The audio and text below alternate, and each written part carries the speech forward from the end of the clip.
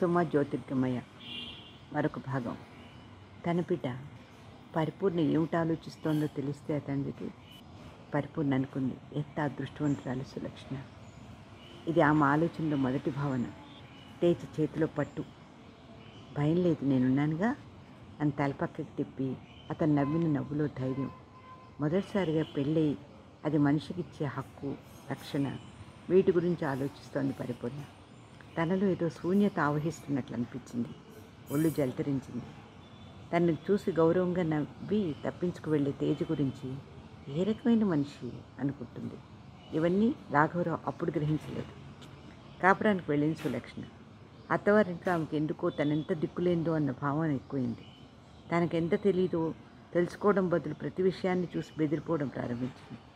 ఆ బెదురు, దుడుకు, తన తక్కువతనం, వీటిలో తను ఏది భయపెడుతోందో, తన అజ్ఞానాన్ని ఏది బయటపెడుతుందో ఆ విషయాలల్లా అసహించుకోవడం ప్రారంభించింది. అందుకే సుందర శిల్పాలన్నీ బూతు బొమ్మల్లాగా, ఇంగ్లీష్ సినిమాలన్నీ బరితెగించిన ఆడవాళ్ల కోసం, అర్థం కాని ఇంగ్లీషు నవలలన్నీ ఓ పుణ్యమా పురుషార్థమా అని అక్కర్లేనివిగా ఊహించుకుని తన అజ్ఞాన తిమిరాంధక ప్రపంచాన్ని మరింత వివసరాలైపోతోంది ఆమె. అత్తవారింట ఆమెను ప్రత్యేకంగా గుర్తించేవి ఆమె భర్త, ఆమె పూజలు. ఏదో మామూలుగా దేవుడికి దీపం వెలిగించడం, ప్రత్యేకమైన రోజుల్లో సత్యనారాయణ వ్రతం, వెంకటేశ్వర దీపారాధన, ఇలాంటివి ఆ ఇంట్లో అలవాటు. ఇవి కూడా దక్షిణ పుచ్చుకుని బ్రాహ్మడి బాధ్యత అనుకునేవారు. ఆ రోజు మెనూ మీదే అందరికీ శ్రద్ధ ఉండేది.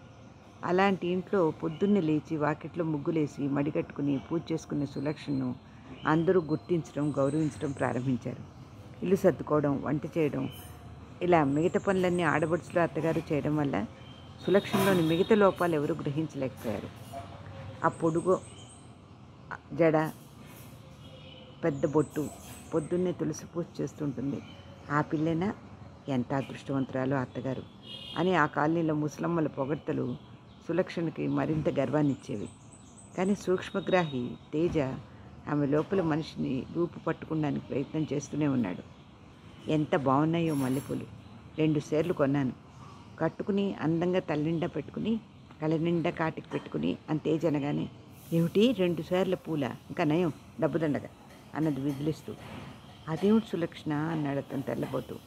అవన్నీ భోగవాళ్ళ వేషాలు, ఇల్లాలి లక్షణాలు కావు. ఉండండి, ఇవాళ పోలాల అమావాస్య, పోలీస్ వర్గం, దీపాలు, చాలా పనుంది అంటూ ఒక్క విదిలింపుతో అరుదుగా కాలనీలో దొరికే ఆ ఖరీదైన మల్లెపూలని సిమెంట్ తొట్టి నీళ్లలోకి విసిరేసింది. అరటి దొన్నెల్లో నెయ్యి దీపాలు పెట్టి మడిగట్టుకుని వెలిగించింది. కప్పర కప్పర చీకట్లో మసగ్గా కనిపిస్తున్న నల్లటి నీళ్లలో తెల్లటి మల్లెపూలు, వాటి మధ్య అరటి దొన్నెల్లో దీపాలు. తులసికి దండం పెట్టుకుని వంగిన సులక్షణ పొడుగాటి జడ, శాస్త్రానికి తురుముకున్న 4 మల్లె ముగ్గలు, తెల్లరాయి ముక్కు పడక వివసుడై చూస్తున్నాడు తేజ. ప్రదక్షిణం చేస్తున్న కాలి అందెల సబడి, పవిట బిగదీసి కట్టుకున్న చేతి గాజుల సబడి, మంగళసూత్రాల సబడి, అప్పుడే నిద్రలేస్తున్న సుఖపికాల సబడి వింటూ మెట్ల మీద కూర్చుని ఆలోచిస్తున్నాడు తేజ. తీరని కోరికలు అతని నరాల్ని బాధ పెడుతున్నాయి. అతను చూస్తున్నాడని మరింత శ్రద్ధగా మమైక్యం చెందినట్టు పూజ చేస్తోంది సులక్షణ. అంత తెలియనివాడు కాదు తేజ. ఏమిటి పిల్ల అసలు అర్థం చేసుకోవడానికి ప్రయత్నిస్తున్నాడు. అలసి నిద్రపోయే సులక్షణ తన బలవంతానికి విసుక్కుని కోపగించుకునే సులక్షణ అతడి మనసును తెలియకుండానే గాయపరుస్తోంది. అతడి శృంగార భావాలను భరించడం, అనుభవించడం అర్థమయ్యేది కాదు ఆమెకి. ఏదో జడత్వం ఆ క్షణాల్లో ఆమెను ఆవహించేది. తన శరీరతత్వాన్ని, హార్మోన్ని ఉత్తేజపరిచే ఆవేశాలను ఏకోన్ముఖం చేసి వాటిని శృంగారపు జల్లుగా తేజను అభిషేకించగల సంస్కారం అంతమైన విధానం ఆమెలో ఉన్మీలనం కాలేదు. అతని స్పర్శలో, ఆవేశంలో ఒళ్ళు జలతరించడం, స్ఫురద్రూపి శృంగార పురుషుడైన తేజ కళ్ళల్లో కళ్ళు కలిపి తనను దగ్గరికి తీసుకున్నప్పుడు కలిగే అనుభూతి, శరీరాలను వివసం చేసే విద్యుత్ వంటి మహాశక్తి అయిన ప్రకృతి మనిషికి ఇచ్చిన గొప్ప దీవెన అని అర్థం చేసుకునే శక్తి సులక్షణకు లేదు. సెక్స్ విజ్ఞానాన్ని, జీవిత విజ్ఞానాన్ని, బిడ్డల్ని దూరం చేసి ఎందుకని కూతురు సంసారంలో విసుగు మొనాటిని తలెత్తాయో అర్థం కాని మాతృమూర్తులు ఎంతమంది ఉన్నారో. ఇలా మెల్లిగా లేచి వెళ్ళి తన టేబుల్ దగ్గర కూర్చున్నాడు తేజ. డైరీలో రాసుకున్నాడు. ఈ దేశంలో ఆధ్యాత్మికత, దైవం వీటి గురించి మాట్లాడతారు, కానీ అవి చాలా పాజిటివ్ ఆలోచనలు. అబ్బే ఉంటే ఈ మనుషులు ఇంత సుఖాన్ని పాడు చేసుకుని బతకరు. అసలు వీళ్ళలో వేరుతన్నుకున్నవి నెగిటివ్ ఆలోచనలు. కారెక్కగానే యాక్సిడెంట్ అవుతుందన్న ఆలోచన, బయటికి వెళ్ళిన వ్యక్తి అరగంట ఆలస్యం అయితే ముడుపులు కట్టడాలు, అబ్బాయిలు ముట్టుకుంటే పాడు చేయడం జ్ఞాపకం రావడం, ఇవే ఎక్కువ ఈ దేశంలో. అందుకే దైవాన్ని స్తుతించి దైవం గురించి ఎక్కువ మాట్లాడే ఈ దేశంలో భగవంతుడికి జీవితానికి కూడా దూరమై బతుకుతున్నారు మనుషులు. సులక్షణ, సులక్షణ, ఎందుకు ఎందుకు నాకు ఇంత దూరంగా? ఇంత గొప్ప జీవితం నా చేతుల్లో పెట్టుకుని బోలెడంత ఆనందాన్ని నీ కోసం నా మనసులో ముడుపు కట్టుకుని ఎదురు చూస్తున్నంటే ఏముంది? ఏముందా పూజల్లో? ఏం కావాలి నీకు? మోక్షమా? ఆనందమా? అవంటే అర్థం తెలుసా నీకు? సులక్షణ, ప్లీజ్ ప్లీజ్ నన్ను అర్థం చేసుకో. రాస్తూనే అలాగే టేబుల్ మీద చేయి చాచి తలకాయ వంచి మగతలాంటి నిద్రలోకి జారిపోయాడు తేజ. సూర్యకిరణాల తీక్షణత కులికిపడి లేచాడు. జల్లెడ పట్టిన నిప్పురవ్వలాంటి ఎండ. ఎంతసేపు పడుకున్నాడో తనిలా. ఎదురుగా మూత పెట్టిన కాఫీ సులక్షణ కబుర్లు పెట్టి వెళ్ళింది. చూపు మార్చి తను రాస్తున్న ఆపేసిన కాగితాలు చూశాడు. అక్షరాల మధ్యలో అతని ఆలోచనల్లా చూపులు పరిగెత్తాయి. అంత తొందరగా దగ్గరికి వచ్చిన మనిషి ఒక్కసారి తనేం రాస్తున్నాడో చూడకూడదు? ఎంత అర్థమవుతాడు తను? ఎంత పోగొట్టుకుంటున్నావు సులక్షణ? నన్ను ఎంత లేనివాడిగా చేస్తున్నావు? కచ్చగా కాగితాలు మెల్లిమెల్లిగా ఒక్కొక్కటి ముక్కలు చేశాడు తేజ. అప్పుడు చూశాడు కాఫీ పక్కన ప్రసాదాన్ని. చేతుల్లోకి తీసుకుంటూ దాని వంక పరీక్షగా చూశాడు. నిర్లిప్తంగా నవ్వుకున్నాడు. జీవనమైన తీగల్ని బలవంతంగా సృష్టిస్తున్న హస్తం నిజంగా భగవంతుడి అయితే ఇంత నిర్దయగా, ఇంత దుఃఖభాజమైన సంగీతం పలుకుతోంది ఏమిటి?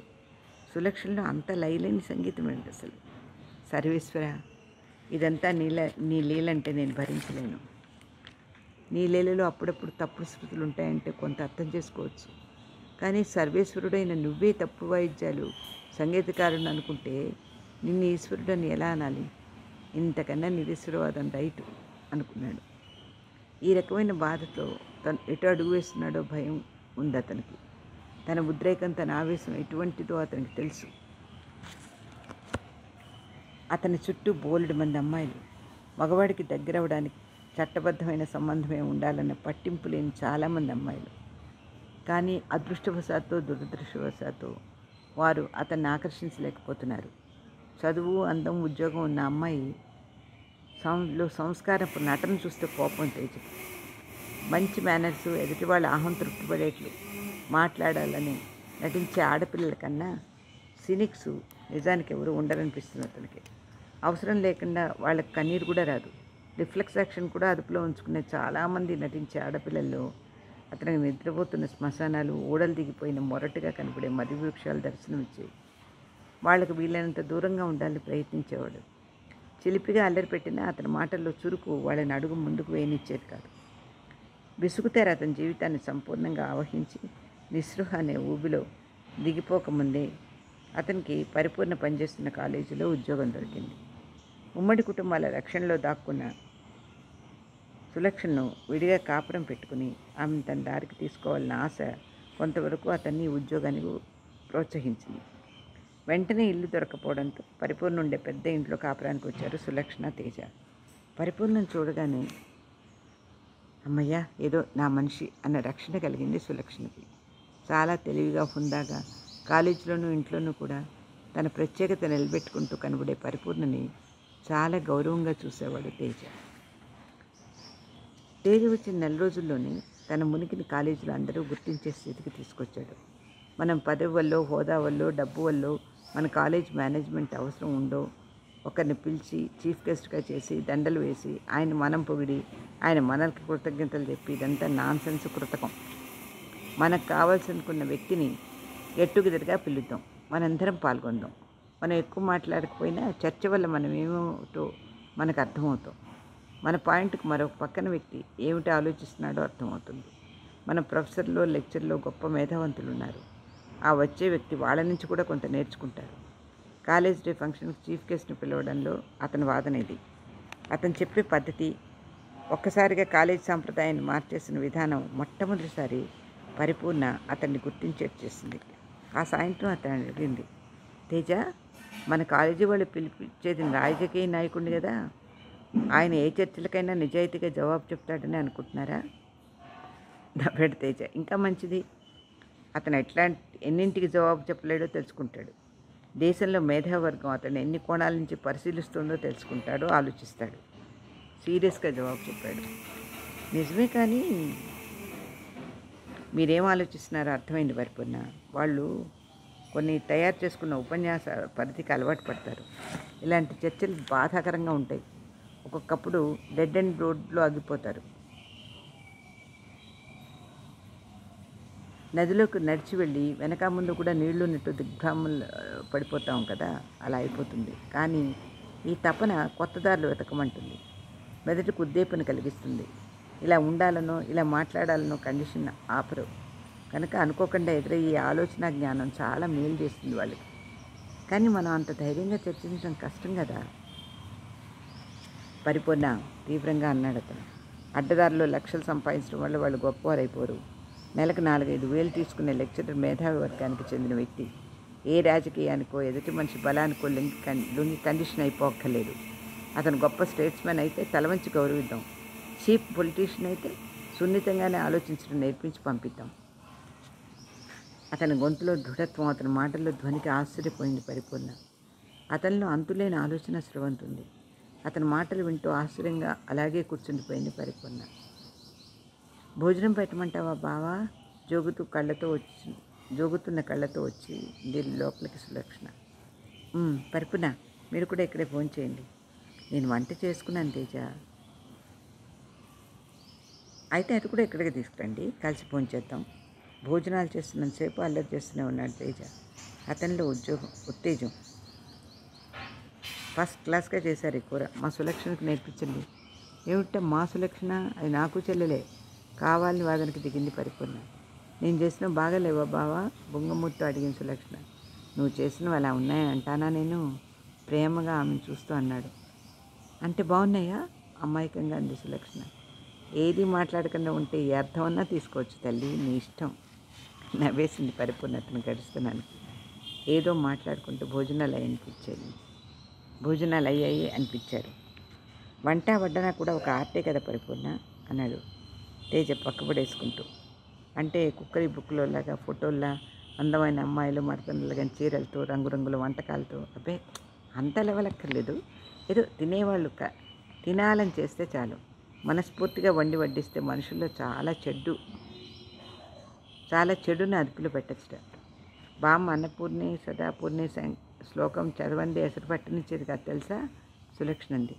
దాని అర్థం ఏమిటి సులక్షణ? జ్ఞాన వైరాగ్య సిద్ధార్థం అంటే ఏమిటంటావు? నవ్వుతూ అడిగాడు తేజ. ఏమో బాబు, నాకు తెలీదు. అసలు బామ్మకే తెలీదు. గిన్నెలు తీసుకుని వంట ఇంట్లోకి వెళ్ళిపోయింది సులక్షణ. అదే ఇన్వాల్వ్మెంట్ లేకుండా చేయడం అంటే. అందుకే ఆచారాల వల్ల ఆచరణ యోగ్యమైన పనులు జరగడం లేదేమో ఆలోచిస్తూ అన్నాడు తేజ. అది ఉన్నా ఎవరికి అర్థం అవ్వాలి తేజ? చీకట్లో చూస్తూ అంది పరిపూర్ణ.